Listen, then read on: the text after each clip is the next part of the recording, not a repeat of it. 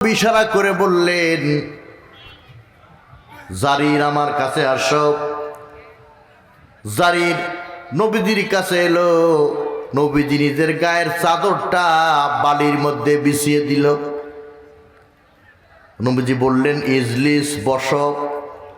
জারির চোখের পানে ছেড়ে দিলেন, ইয়া রাসূলুল্লাহ, ইয়া হাবিবাল্লাহ, আপনার চাদরে বসা আমার জন্যে বেয়াদবি। নবীজি বললেন, জারির, একটা কথা সদা সর্বদা মনে রাখবা, আমার চাদরের চাইতে কোরআনের মর্যাদা অনেক অনেক বেশি। জারির বললেন, আকরামাকাল্লাহ কামা আকরামতানি ইয়া রাসূলুল্লাহ, আমার মতো জারিরের মর্যাদা আপনি যেভাবে বৃদ্ধি করে দিলেন, আল্লাহ আপনার মর্যাদাও যেন তদ্রূপ বৃদ্ধি করে দেয়। জোরে বলুন সুবহানাল্লাহ। এটা হলো সেই মাহফিল যেখানে আমরা হাজির হয়েছি, যেখানে আসলে মর্যাদা বেড়ে যায়, সম্মান বৃদ্ধি পায়, আল্লাহর মেহমান হওয়া যায়। কোরআনের মাহফিলের শ্রোতারা সরাসরি আল্লাহর মেহমান। হাফাতহুমুল মালাইকা ওয়া গাশিয়াতুহুমুর রাহমা ওয়া নাযালাত আলাইহিমুস সাকিনা, আল্লাহর পক্ষ থেকে মুষলধারে সাকিনা তথা প্রশান্তি অবতীর্ণ হয় কোরআনের মাহফিলে প্রত্যেকটা শ্রোতার উপরে।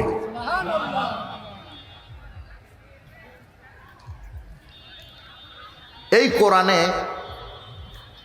আল্লাহ 9 শ্রেণীকে ভালোবাসেন। কয় শ্রেণী? জোরে বলেন। এই 9 শ্রেণীর বাইরে আর নাই। তাহলে এই 9 শ্রেণী কারা, আমরা তার ভেতরে আছি কিনা একটু পর্যালোচনা দরকার আছে না নাই? তাহলে আর ডানে বামে কোনো কথা না বলি, আমার এই 9টা কথা বলতেই অনেক সময় লাগবে। তবে ভয় পাবেন না, যত সংক্ষেপ করা যায় আর যত আগে প্রধান বক্তাকে দেওয়া যায়। কেন জানেন? আমি তো ঘরকা মুরগি ডাল বরাবর, গরিবের বউ সবার ভাবি, বুঝেন না? আর বড়লোকের বউ ম্যাডাম। মে মানে মহিলা, ড্যাম মানে বাতিল, বাতিল মহিলা।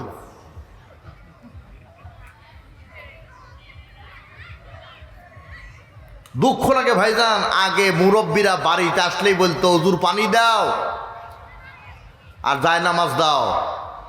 এখনকার যুবক কোথাও গেলে আগে বলে, ওয়াইফাই আছে না নাই, পাসওয়ার্ডটা দাও। কথা বলেন।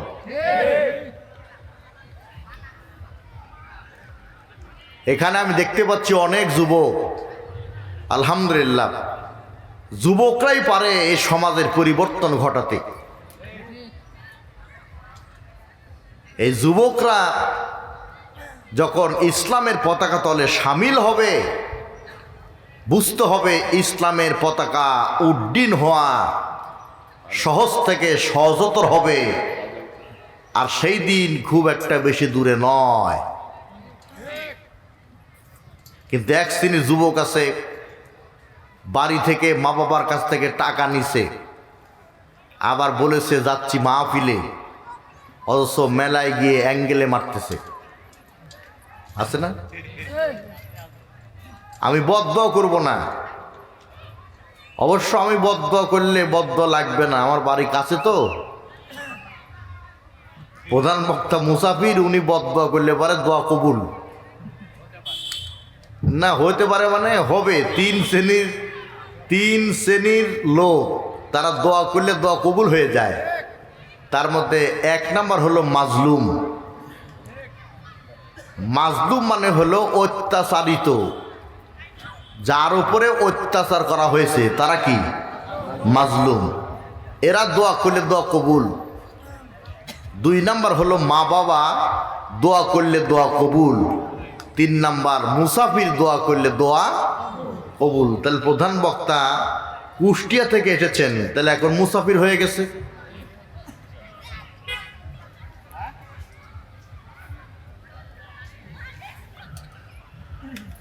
আর লম্বা না করি, একটু ধারাবাহিকভাবে কথা বলার চেষ্টা চালাই। আমরা বললাম, আল্লাহ তুমি তো কোরআনে বলেছ 9 শ্রেণীকে ভালোবাসো, তার মধ্যে 1 নম্বরে কারা? আল্লাহ জবাব দিলেন, 1 নম্বরে তারা রাসূলের আনুগত্য করে যারা, 1 নম্বরে তারা। চুপ করে থাকলে হবে না, আমি জানি। চুপ থাকার কারণ হচ্ছে এখানে আহলে হাদিস আর হানাফি একাকার হয়ে গেছে। কেউ মনে করতেছে আমি আহলে হাদিস, আমি কথা বলবো কেন, হানাফিরা বলবে। আবার হানাফিরা মনে করতেছে আমরা তো কথা বলি, আজকে আহলে হাদিসরা বলুক। আহলে হাদিস আর হানাফি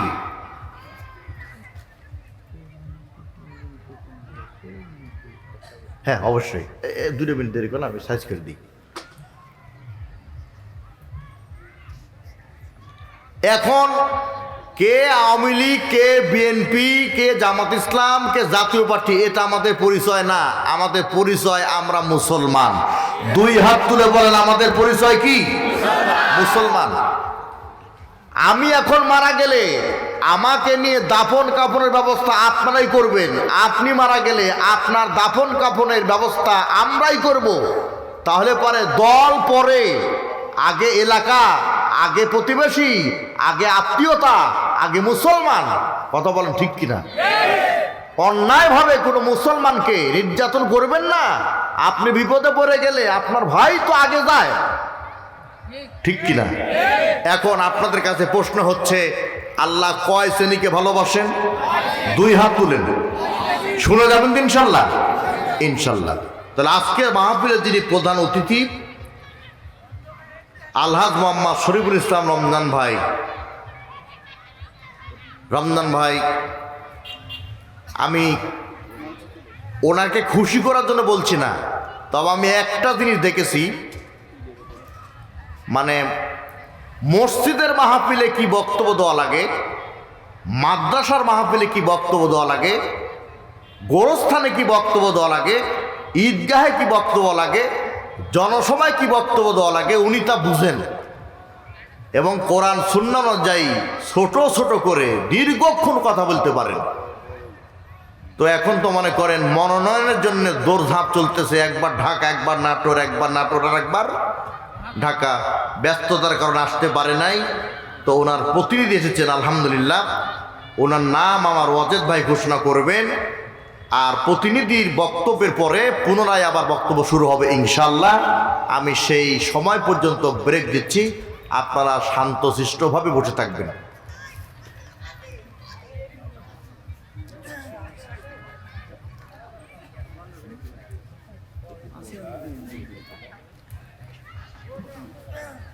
খলিল রহমান সাহেবের পক্ষ থেকে মুসা ভাইও জমির কথা বলে গেলেন 5% সম্ভবত। তাহলে তো বিরাট আদায় হয়েই গেছে আলহামদুলিল্লাহ। আজকে খালি ওয়াজ শুনবেন, তাই তো? না কিছু দিতে হবে? আচ্ছা আচ্ছা, মাশাআল্লাহ। চাচা আলোচনার পূর্বেই 2000 টাকা দিলেন। মারহাবা বুঝে শুনে দিয়েন। এটা কি মাদ্রাসায় দিল না আমাকে দিল সেটা তো হ্যাঁ,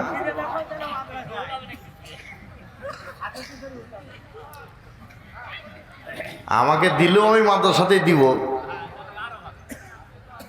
আলহামদুলিল্লাহ। আল্লাহ চাচার দানকে কবুল করুন, হায়াতে বারাকা দান করুন, বলেন আমিন। আল্লাহ ভালোবাসেন কয় শ্রেণী? 9 শ্রেণী। 1 নাম্বার, ইন্নাল্লাহা ইউহিব্বুল মুত্তাকিন।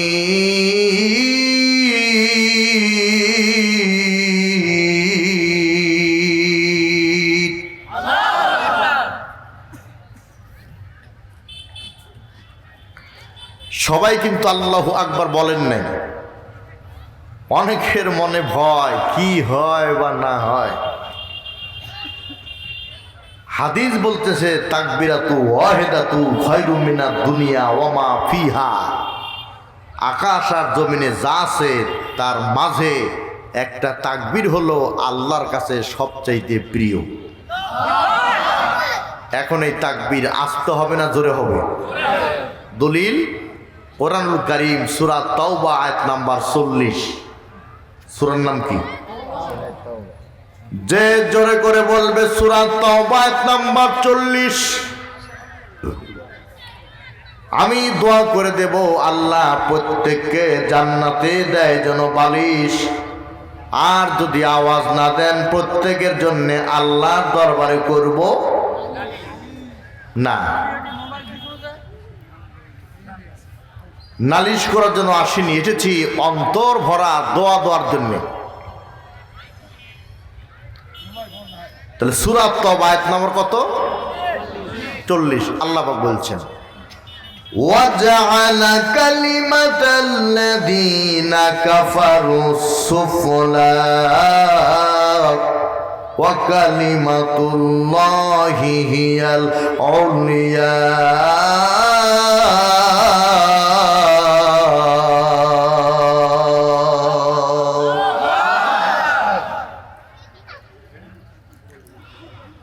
লক্ষ লক্ষ ইঁদুর যদি রাজপথে স্লোগান দেয় জালো রে জালো আগুন জ্বালো, মাঝখানে 5টা বিড়াল দাঁড়িয়ে যদি ম্যাও ম্যাও আওয়াজ দেয়, 5টা বিড়ালের ম্যাও ম্যাও আওয়াজে লক্ষ ইঁদুর যেমন পালাবার জায়গা পাবে না, গোটা পৃথিবীতে 250 কোটি মুসলমান একসাথে যদি হুঙ্কার ছাড়ে তাহলে বাইতুল মুকাদ্দাস দখল দূরের কথা, ইহুদি পালাবার জায়গা পাবে না। 2 হাত তোলা বলেন ঠিক না বেঠিক? কারণ আল্লাহ কাফেরের আওয়াজকে নিচু করে দেন, ইমানদারের আওয়াজকে আল্লাহ উঁচু করে দেন। দলিল সূরা তাওবা আয়াত নম্বর কত? 40। মনে রাখবেন, এই দলিলগুলো মনে রাখবেন। আমরা বললাম আল্লাহ 9 শ্রেণীকে ভালোবাসো, তার মধ্যে 1 নম্বর কারা? আল্লাহ পাক বলছেন তাকওয়া অর্জন করে যারা। আমরা বললাম মা মানা তাকওয়া, তাকওয়া কি? আল্লাহ নেই বলছেন আর তাকওয়া হা হুনা, তাকওয়া হচ্ছে অন্তরে। কোথায়? তাকওয়া হচ্ছে এই জায়গায়, অর্থাৎ অন্তরে। মুখে বলার নাম তাকওয়া না, অন্তর দিয়ে উপলব্ধি করার নাম হলো তাকওয়া। আমরা বললাম আল্লাহ বাঙালি বিনা লাভে তুলা বহন করে না, আবার মাংনা পেলে আলকাতরাও ছাড়ে। তাহলে আমরা যে তোমাকে ভয় করব, বিনিময়ে আমরা কি পাবো? আল্লাহ বলেন আমাকে যারা ভয় করার মতো ভয় করবে আমি আল্লাহ তাদেরকে 4টা পুরস্কার দিব।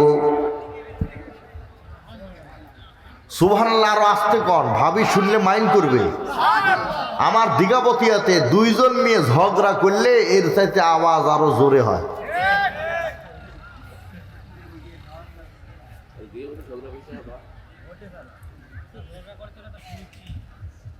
সুবহানাল্লাহ বলা লাগবে। বলেন সুবহানাল্লাহ। লাভ কি জানেন? লাভ হলো 8টা অক্ষর উচ্চারণ হলো 80 নেকি আল্লাহ আমল নামায় লিখে দিল। আবার যদি একটু ফজিলত বলি তাহলে আমার বলাও লাগবে না, আপনারা নিজেরাই আওয়াজ বাড়িয়ে দিবেন। যেমন যে ব্যক্তি কোরআনের মাহফিলে বসে কোরআন শুনে সুবহানাল্লাহ বলে, আল্লাহ জান্নাতে তার নামে একটা বৃক্ষ রোপণ করেন। এই যে আমি নিজে বলি নাই, বলেন সুবহানাল্লাহ, কিন্তু লাভ বুঝেছেন, সুবহানাল্লাহ বলেছেন। শুধু তাই না, সেই বৃক্ষে লক্ষ লক্ষ পাতা থাকবে, প্রত্যেকটা পাতার বিনিময়ে আল্লাহ তাআলা 1টা করে সওয়াব আমলনামায় লিখে দেবে।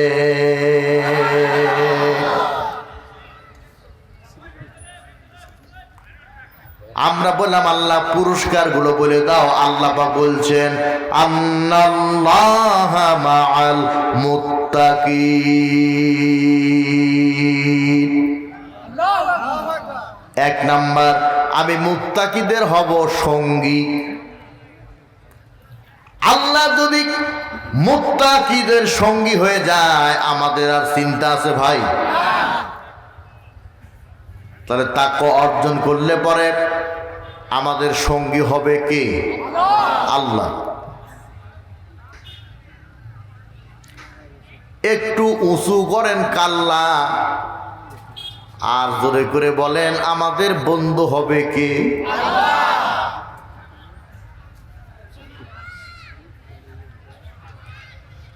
দেশের অবস্থাও করুন, বক্তাও লাগবে তরুণ।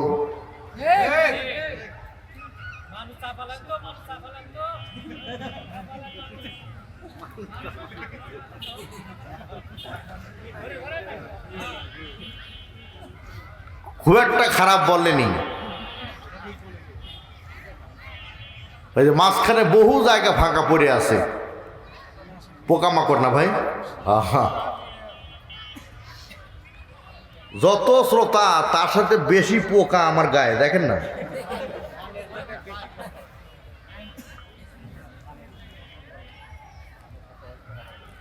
যাক, আরামে বসে আছেন থাকেন, পিছনে অনেক জায়গা আছে, প্রয়োজনে চট বিছানো হবে আবার। আর যদি সুযোগ থাকে একটু মেহরবানি করে আপনারা একটু করে এগিয়ে আসলে পারে, পিছনের ভাইরা বসতে পারে, একটু মেহরবানি করে এগিয়ে আসেন, আসেন মেহরবানি করে আসেন। আর একটু জিকির করেন লা ইলাহা ইল্লাল্লাহ, লা ইলাহা ইল্লাল্লাহ। আসেন, চলে আসেন।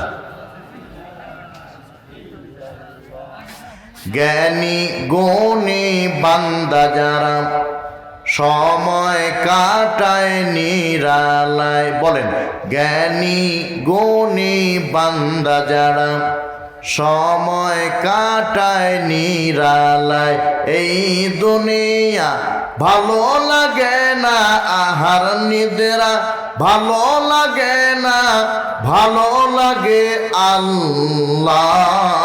লা ইলাহা ইল্লাল্লাহ, লা ইলাহা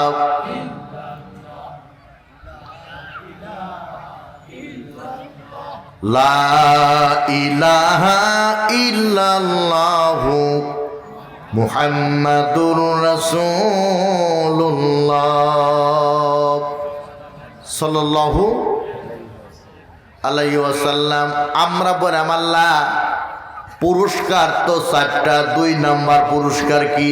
আল্লাহ পাক বলছেন ওয়ামাইয়াত তাকিল্লাহা ইয়াজআল লাহু মাখরাজা।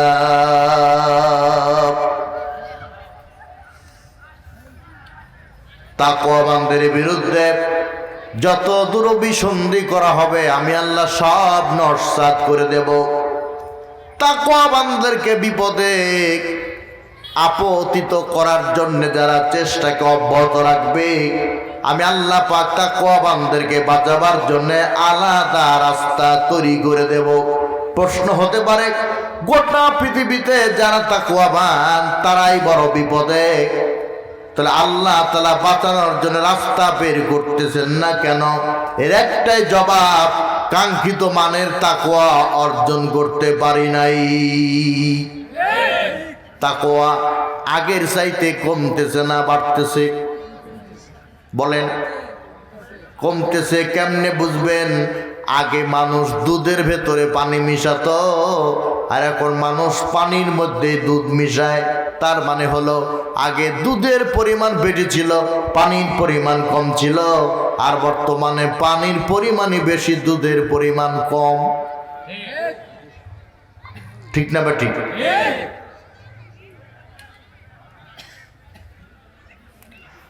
আমরা বললাম আল্লাহ 9 শ্রেণীকে তুমি ভালোবাসো, তার মধ্যে 1 নম্বরে তারা তোমাকে ভয় করে যারা, আর তোমাকে ভয় করলে পারে 4টা পুরস্কার দিবে। তার মধ্যে 3 নাম্বার পুরস্কার কি? আল্লাহ রব্বুল আলামিন বলেন আল্লাযীনা আমানু ওয়া কানু ইয়াত্তাকুন লাহুমুল বুশরা ফিল হায়াতিদ দুনিয়া ওয়া ফিল আখিরাহ লা তাবদীলা লিকালিমাতিল্লাহ যালিকা হুয়াল ফাওজুল আযীম।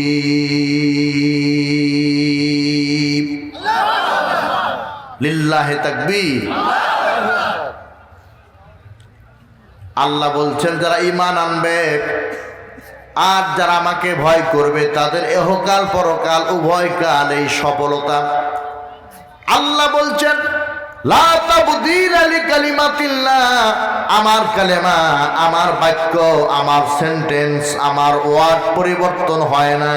যালিকা হুয়াল ফাওজুল আযীম, এটা তাকওয়াবানদের জন্য সবচাইতে বড় পুরস্কার, প্রতিদান। জোরে বলেন সুবহানাল্লাহ। তাহলে এখানে যুবক ভাই যারা আছো, আল্লাহকে ভয় করে তাকওয়া অর্জন করা দরকার আছে না নাই? কিন্তু আজকে যুব সমাজের দিকে তাকালে দেখা যায় যুবকের নাকে তার, যুবকের কানে তার, যুবকের মুখে তার, দেখলে মনে হয় কারেন্টের খাম্বা। এক পাড়া থেকে আর এক পাড়া যায়, নানা বলতেছে নাতিরে কি খুঁজতেছ? নাতি বলতেছে না না খুঁজতেছি না, বরং দেখতেছি। এখন এক পাড়া থেকে আর এক পাড়ায় গিয়ে কি খুঁজে নানা বুঝে কিনা? কি খুঁজো, কি দেখো? বলতেছে মুরগি মুরগি। নানা বলতেছে নাতিরে আল্লাহর কালাম কোরআন বুঝে আল্লাহরে ভয় করো। মুরগি কেন রে? মুরগির মা তোমাকে খুঁজে বের করবে। হাজার হাজার মেয়ে আজকে বিয়ে দেবে, ভালো ছেলে পাচ্ছে না। তবে আগের তুলনায় অনেক অভিভাবক আলেম ওলামাদেরকে মূল্যায়ন করতো না, এখন আলেম ছাড়া বিয়ে দিতে রাজি না। আবার অনেক মেয়ে দাড়িওয়ালা ছেলেকে বিয়ে করতো না, এখন দাড়ি ছাড়া ছেলেকে বিয়ে করতে চায় না। সুবহানাল্লাহ বলেন। মা বোনদেরকে বল, মা বোন স্বামীর বেশি ভুল ধরো না। ভালো করে বুঝেন কথাটা, মার ফিরিং আছে। ও মা বোনেরা, স্বামীর বেশি ভুল ধরো না, কারণ স্বামী একটা ভুল করেছিল বলেই তো তোমাকে বিয়ে করেছে, তুমি তার বউ হইতে পেরেছো।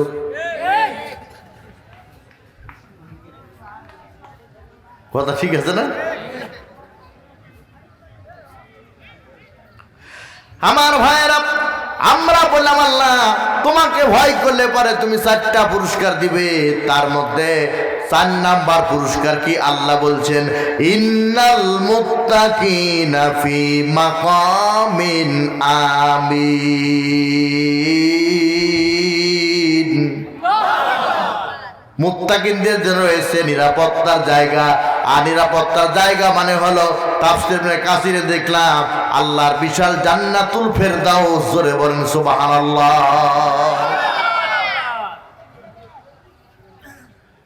এখন আমি জানি 5 ভাগের লোক বড় বড় চোখ, একতরফা, কোরআনের আয়াত যেমন তেমন, কাহিনীর দিকে ঝোঁক, এটা বহুত পুরাতন রোগ। এই জন্যে তাকওয়ার ব্যাপারে একটু কাহিনী বলে 2 নাম্বার পয়েন্টে চলে যাই। কান লাগান। অর্ধ পৃথিবীর শাসক হলো হযরতে ওমর। ওমর যে রাস্তা দিয়ে যায় ওই রাস্তা দিয়ে শয়তান যায় না। তবে 40 দিন, এটা সহি কোনো বর্ণনা না। কথা কি বুঝতে পারলাম? শয়তান যায় না কথা ঠিক, কিন্তু 40 দিন এটা মিথ্যা কথা। সেই ওমর লক্ষ টাকা পাওয়ার আশায় নাঙ্গা তলোয়ার নিয়ে নবীজিকে হত্যা করার জন্য রওনা দিল। নবীজির চোখে চোখ যখন পড়ে গেল, ওমরের হাত থেকে তরবারি ছেড়ে দিল। ওমর ইসলাম কবুল করে মুসলমান হয়ে গেল। মুসলমান হওয়ার পর ওমর বলতেছে নবী গো, মুসলমানের সংখ্যা কত? নবীজি বললেন মাত্র 40। ওমর বলতেছেন বেলালকে বলে দেন, বেলাল যেন আযান দেয়। কারণ কাবা ঘরে একদিকে থাকবে মূর্তি, ওরা করবে ফুর্তি, আপনি করবেন ইমামতি, আর আমরা করব মুসল্লি হয়ে চুক্তি। নামাজে যদি হয় ভক্তি, এ নামাজ আমাদেরকে জাহান্নাম থেকে দিবে মুক্তি। কিন্তু নামাজ জাহান্নাম থেকে মুক্তি দিবে, আজকে নামাজের অবস্থাটা কি? আল্লাহু আকবার বলে তাকবীর তারিমাবাদী, হাঁটুর নিচে মশা ভন ভন করতেছে, এখনো পায়ে পড়ে নাই, কামড় দেয় নাই, নিয়াত ছেড়ে দিয়ে আগে মশা মারি। আমার নাটোরের ভাটোদারাতে ইমাম সাহেব নামাজ পড়াচ্ছেন, তিনজন মুসল্লি পিছনে দাঁড়িয়ে নামাজ আদায় করতেছে। আমিও মসজিদে প্রবেশ করেছি, ইমাম সাহেব বলবে ওয়ালা দলিন, মুসল্লিরা আমিন বলবে। ঠিক এমত অবস্থায় বিদ্যুৎ চলে গেছে। তিন মুসল্লি, এক মুসল্লি বলতেছে লে গেল, মাঝখানের মুসল্লি বলতেছে নামাজের মধ্যে কেউ কথা বলে না কিরে, সাইডের মুসল্লি বলতেছে ও কথা বললে তোর কিরে। এ হলো বাংলাদেশি নামাজ। তাকবীরে তারিমা বেঁধে এইসব কথা বলতেছে। ভুল বললাম? জিহাদের ময়দানে হযরত আলী গেছেন, আলীর পায়ে তীর ঢুকেছে, তীরের ব্যথা আলী সহ্য করতে পারে না, আলী তীরও বের করে না, সাহাবাই কেরামও বের করে না। সাহাবাই কেরাম নবীজির কাছে গেলেন, নবী গো, আলীর পায়ের তীর আমরা কখন বের করব? নবীজি বললেন, আমার আলী এমন বিনয়, আমার আলী যখন নামাজের সেজদায় যাবে তখন তোমরা পা থেকে তীর বের করবে, আমার আলী নামাজ ছেড়ে দেবে না। হযরত আলী যখন নামাজের সেজদায়, সাহাবাই কেরাম পিছন থেকে তীরটা বের করেছে, রক্ত দিয়ে যায় নামাজ লালে লাল, আলী নামাজ ছেড়ে দেয় নাই। নামাজের পরে হযরত আলীকে বলো, আলী রে, তোমার পা থেকে তীর বের করলাম, তুমি কি ব্যথা পাও নাই? আলী বলতেছিল, নামাজের মধ্যে এতই মজা পাচ্ছিলাম, তীর কখন বের করেছো টের পাই নাই। আর আমাদের সোজা টুপি, নামাজে দাঁড়ায়া অযথা বাঁকা করি ভাই।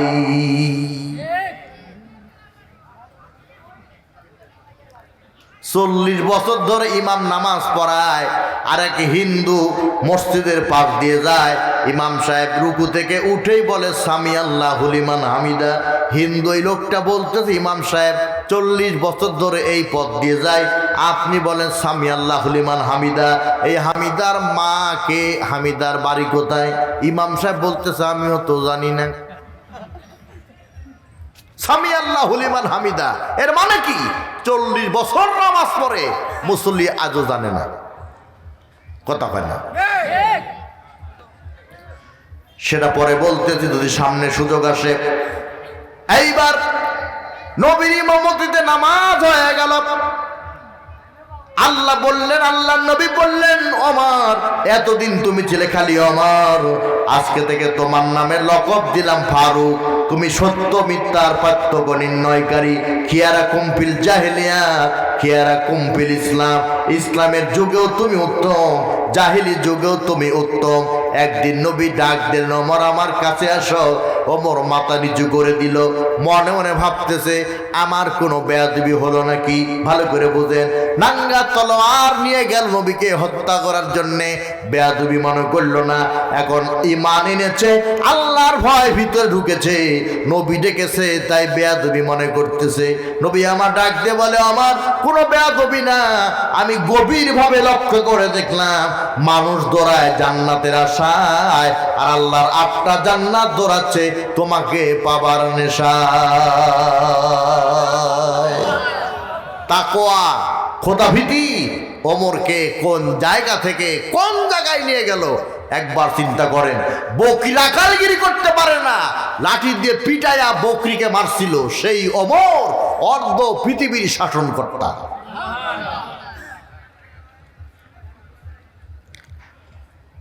আর একটা কথা বলে দেই, মা বোনরা কান লাগাও, আল্লাহ তোমাকে কালো বানাইছে বলে মন খারাপ করো না, সব আল্লাহর সৃষ্টি। আল্লাহ সৃষ্টি করেছেন সুন্দর রূপে, কালোর কোনো মান নাই, আছে? তার মানে হলো কোরআনের অক্ষরগুলি হলো কালো, কাবা ঘরের গিলাফ হলো কালো, চোখের মণি হলো কালো, কালো মেয়ে হলো ভালো, কারণ এর কোনো মান নাই। আর যেটা ফর্সা ওইটা দেখবেন মাঝে মধ্যে সাইড মার খায়। কত কথা বলো ভাইজান, মনে পড়ে গেল নিজের মানুষ, তাই বলে দেই, বাইরে না বললেও চলবে। আজ থেকে 20 বছর আগে আমরা মোল্লারা বিয়ে পড়াইতাম আব্দুল করিমের ছেলে আব্দুল মবিন, বাঁশবাগে বাড়ি, 40,000 1 টাকা দেড়মোহর, তার মধ্যে 1 টাকা নগদ, সবই বাকি জনমের মতো ফাঁকি। তোমাকে কবুল বলি, তোমাকে শাদি করতে আসিয়াছে, বলো মা কবুল। একবার কবুল বলে দ্বিতীয়বার কবুল বলাতে 10 থেকে 15 মিনিট সময় লাগতো। আর পাশে বসে থাকতো ভাবিরা, এরা হলো কিরামান কাতিবিন। মেয়েটাকে ধাক্কা দিয়ে গুতাইয়া বলে বল কবুল, বল কবুল, যেন মনে হয় বিয়ের ভাবির সাথে। মেয়েটা কান্নাকাটি করে জারে জার, আমরা রাগ করতাম। এখন মেয়ের বাবা হয়েছি, বুঝতে পারতেছি মেয়েটা 10টা মিনিট সময় নিয়ে কেন কান্নাকাটি করতো। মেয়েটা চিন্তা করতো আমি আমার বাবার বাড়ি থেকে শ্বশুর বাড়ি যাব, আমার শ্বশুর যদি আমার বাবার মতো না হয়, আমি আমার মায়ের স্নেহ থেকে বঞ্চিত হয়ে শাশুড়ির বাড়ি যাব। শাশুড়ি যদি খান্নাস হয়, আমি যে ছেলের সাথে সংসার করব, ওই ছেলে যদি মাদক দ্রব্য পান করে, আমার জীবন শেষ। নানান টেনশনে মেয়েটা কবুল বলতে দেরি করত। কিন্তু ইদানিং বড়লোকি কায়দায় কমিউনিটি সেন্টারে বিয়ে হচ্ছে। যত বড়লোককে কার্ডের মাধ্যমে দাওয়াত দিয়েছে, গরিবের কোনো দাওয়াত নাই, অথচ মরে গেলে গরিবরাই গিয়ে খাটলি ধরে। বিয়ের অনুষ্ঠানে বড়লোকেরা, আর মরে গেলে আগে গরিবেরা। বর আছে, বরযাত্রী আছে, ইমাম আছে, কাজী আছে, কন্যা পক্ষ আছে, কিছু কন্যা নাই।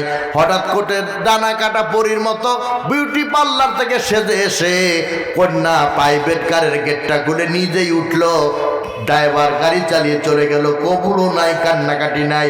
ওই বিউটিশিয়ানরা বলে দিয়েছে কান্নাকাটি যেহেতু করবি, 5,000 টাকার আলকাতরা ঠুটে মুখে কেন লাগালি। সকালবেলা ঘুম থেকে উঠে বর কপাল ধরে আছে, ভাবি বলতেছে দেবর খবর কি, খবর কি? বলে খবর খুব খারাপ, খুব খারাপ। বলে খুব খারাপ তার মানে কি? বলে এই মেয়েকে আমি বিয়ে করিনি। কেন, কি হয়েছে? বলে একটা দেখায় আর একটা দিছে। বলে তুই বুঝলি কেমনে? বলে রাত্রে দেখলাম ক্যাটরিনা, সকালে দেখি জরিনা।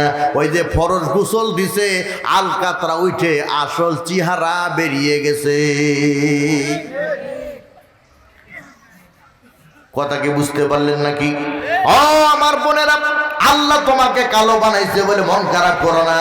ফুলসিরাতের পাশে সালফারিন নামক দরিয়া আছে। তুমি যদি আল্লাহকে ভয় করো, ওই দরিয়াতে তোমাকে গোসল করানো হবে। তোমার চেহারার সৌন্দর্য জান্নাতে হুরের চাইতে আল্লাহ 10 গুণ সুন্দরী বানায়া দেবে।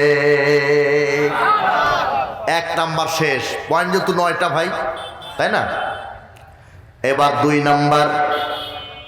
2 নম্বরে তারা ন্যায় বিচার করে যারা। আমার সাথে একটু বলবেন, 2 নম্বরে তারা ন্যায় বিচার করে। ইন্নাল্লাহ ইউহিব্বুল মুকসিতিন।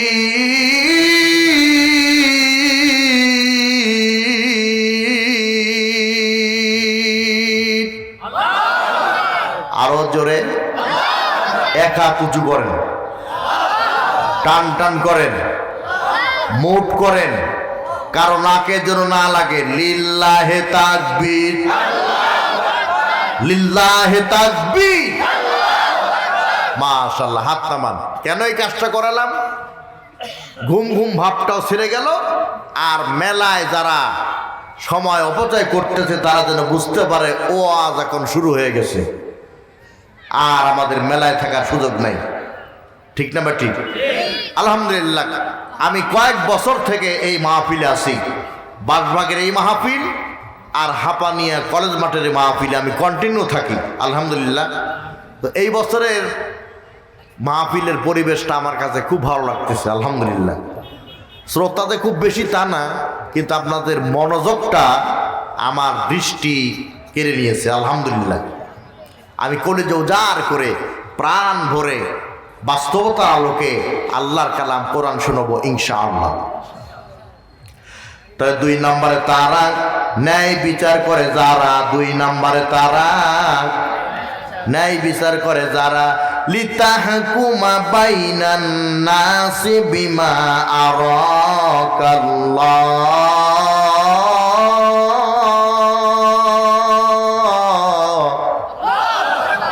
মানুষের ভেতরে ন্যায় বিচার আর ইনসাফ কায়েম করার জন্য আমি আল্লাহ নাজিল করেছি কোরআন নামক পণ্য। কেউ যদি মানে ইমানদার হিসাবে হবে গণ্য। আখিরাতের আদালতে কোরআনের শাফাআতে জান্নাত দিয়ে জীবনটা করে দিব ধন্য। সুবহানাল্লাহ বলেন। ও ভাই, আপনাদের কাছে প্রশ্ন করি, দুধে প্রোটিন আছে, যে খাবে সেই পাবে, কিন্তু তার পেটে গন্ডগোল, সে যদি প্রোটিনের আশায় দুধ খায় পেটের গন্ডগোল কমবে না বাড়বে? পেটের গন্ডগোল বেড়ে যাবে দুধ খেলে পারে। আল্লাহর কালাম কোরআন শুনলে যাদের মস্তিষ্কে গন্ডগোল তাদের ভেজাল আরো বেড়ে যাবে।